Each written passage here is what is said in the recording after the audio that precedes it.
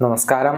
Raf talks ഫുട്ബോളിലേക്ക് ഏവർക്കും സ്വാഗതം. ഈ സമ്മർ ട്രാൻസ്ഫർ ജാലകത്തിൽ ഏറ്റവും കൂടുതൽ ഉയർന്നു കേട്ട പേരുകളിൽ ഒന്ന് അത് നിക്കോ വില്യംസിൻ്റെതാണ്. നമുക്കറിയാം, കഴിഞ്ഞ യുവേഫ യൂറോ കപ്പിൽ തകർപ്പൻ പ്രകടനമായിരുന്നു നിക്കോ വില്യംസ് നടത്തിയിരുന്നത്.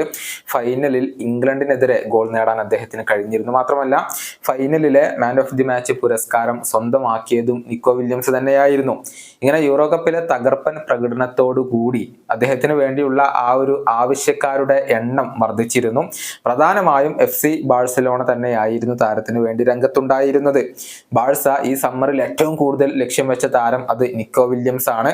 58 മില്യൺ യൂറോയായിരുന്നു അദ്ദേഹത്തിന്റെ റിലീസ് ക്ലോസ്. ഇത് നൽകാൻ ബാഴ്സയും അതുപോലെ തന്നെ PSG ഒക്കെ തയ്യാറായിരുന്നു. എന്നാൽ കുറച്ച് ദിവസങ്ങൾക്ക് മുൻപ് നിക്കോ വില്യംസ് തന്റെ തീരുമാനമെടുത്തിരുന്നു. അതായത് തന്റെ ക്ലബ്ബായ അത്ലറ്റിക് ബിൽബാവോയിൽ തന്നെ തുടരാനായിരുന്നു അദ്ദേഹത്തിന്റെ തീരുമാനം. ഇതിപ്പോൾ ഒഫീഷ്യലായി കൊണ്ട് തന്നെ പ്രഖ്യാപിക്കപ്പെട്ടിട്ടുണ്ട്. അതായത് കഴിഞ്ഞ ദിവസം നിക്കോ വില്യംസ് അത്ലറ്റിക് ക്ലബിന്റെ ട്രെയിനിങ് ക്യാമ്പിലേക്ക് തിരിച്ചെത്തിയിട്ടുണ്ട്.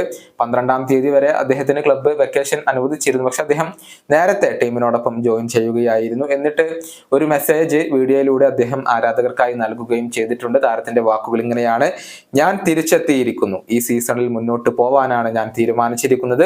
വാമോസ് അത്ലറ്റിക്. ഇതാണ് താരം പറഞ്ഞിട്ടുള്ളത്. അതായത് ഈ സീസണിൽ അത്ലറ്റിക് ക്ലബിൽ തന്നെ തുടരും എന്നുള്ളത് അദ്ദേഹം തന്നെ ഇപ്പോൾ സ്ഥിരീകരിക്കുകയാണ് ചെയ്തിട്ടുള്ളത്. കഴിഞ്ഞ ഡിസംബർ മാസത്തിൽ അത്ലറ്റിക് ക്ലബ്ബുമായുള്ള അദ്ദേഹത്തിന്റെ കോൺട്രാക്ട് പുതുക്കിയിരുന്നു.